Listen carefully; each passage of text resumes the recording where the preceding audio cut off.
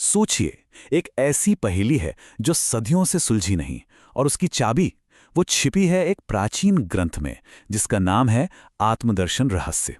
आज हम मिलकर भगवत गीता के ठीक उसी गहरे राज को खोलने वाले हैं। एक ऐसा रहस्य जिसने, सच मानिए, बड़े बड़े दार्शनिकों के भी होश उड़ा दिए। तो सवाल सीधा सा है, क्या भगवत गीता बस एक और फिलॉसफी की किताब है, या जैसा कि आत्मदर्शन रहस्य हमें सोचने पर मजबूर करता है, इसके अंदर कुछ और ही है, कुछ बहुत गहरा, कोई बड़ा राज। तो चलिए इस रहस्य की पहली परत को उधेड़ते हैं। देखिए, गीता का सबसे बड़ा सीक्रेट यहीं से शुरू होता है। वो खुद को सिर्फ दर्शन मतलब फिलॉसफी नहीं कहती, नहीं, वो खुद को एक विज्ञान कहती है, एक साइंस। और बस यहीं से सारी कहानी दिलचस्प हो जाती है।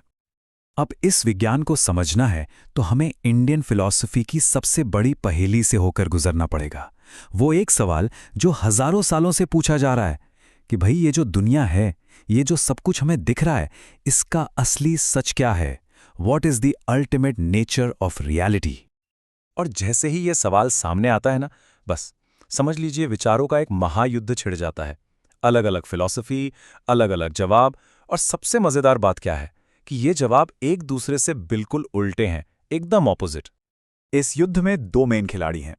एक तरफ है वैशेषिक स्कूल, जो कहता है कि ये पूरी दुनिया बस छोटे छोटे ना टूटने वाले एटम्स यानी परमाणुओं से बनी है, सिंपल, ईंटों से बनी दीवार की तरह।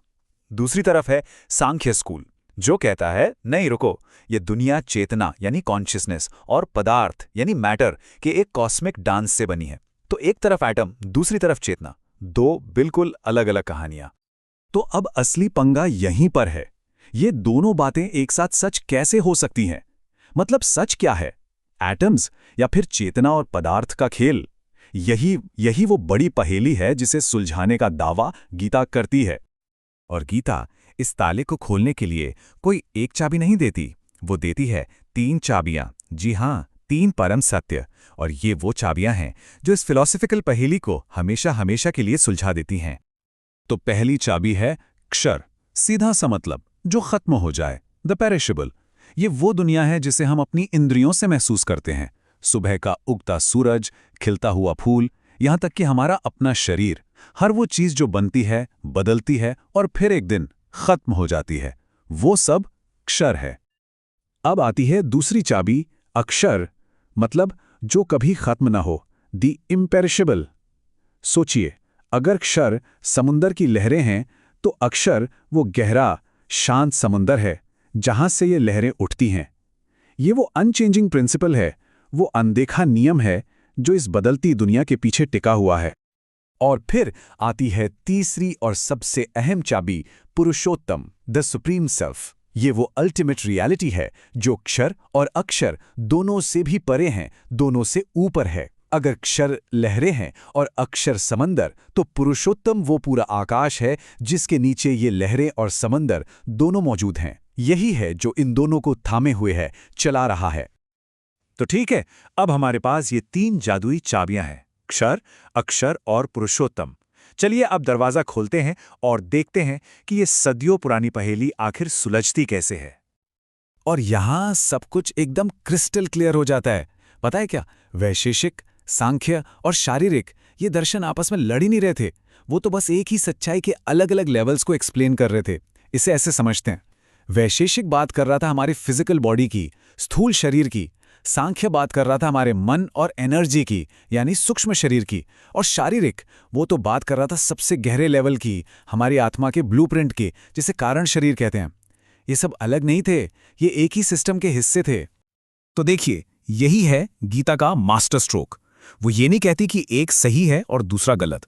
वो कहती है, सुनो, वैशेषिक के परमाणुओं से बना ये नाशवान संसार यानी क्षर बिल्कुल सच है, और सांख्य के प्रकृति के न बदलने वाले नियम यानी अक्षर, वो भी सच हैं। गीता बस इन दोनों सच्चाइयों को पुरुषोत्तम, उस सुप्रीम चेतना के एक ही छाते के नीचे ले आती है, और बस हमें रियलिटी की पूरी कंप्लीट पिक्चर मिल जाती है। लेकिन रुकिए, ये सब सिर्फ कोई इंटेलेक्चुअल गेम नहीं है, कोई दिमागी कसरत नहीं है। इस पूरी समझ का एक बहुत गहरा मकसद है। ये हमें सिर्फ जानकारी नहीं देता, ये हमें आत्मदर्शन के रास्ते पर ले जाता है। रियलिटी की इस कंप्लीट पिक्चर को समझ लेना, बस यही आत्मदर्शन का रास्ता है। ये सिर्फ जानना नहीं है कि मैं कौन हूं, नहीं, ये उस सच्चाई को महसूस करना है, उसका अनुभव करना है। ये फिलॉसफी को जीने की कला है। और इस पूरे के पूरे विचार का जो निचोड़ है ना, वो गीता के 15वें अध्याय के इस एक श्लोक में समाया है। उत्तमः पुरुषस्त्वन्यः परमात्मेत्युद्धारितः यो लोकत्रयम् आविश्य बिभर्त्य व्यय ईश्वरः। इसका मतलब है, लेकिन इन सबसे अलग एक उत्तम पुरुष है जिसे परमात्मा कहते हैं। वही अविनाशी ईश्वर है जो तीनों लोकों में घुसकर सबका भरण पोषण करता है। यह सिर्फ एक श्लोक नहीं है, ये वो अल्टीमेट ट्रुथ है, वो पुरुषोत्तम जो सबसे परे है, फिर भी सब कुछ उसी में है। तो आखिर में ये एक सवाल हमारे लिए रह जाता है, अगर ये सारे सच जो हमें अलग अलग दिखते हैं असल में एक ही सुप्रीम ट्रूथ का हिस्सा हैं, तो फिर मैं की ये जो खोज है इसका असली मतलब क्या है? सोचने वाली बात है ना।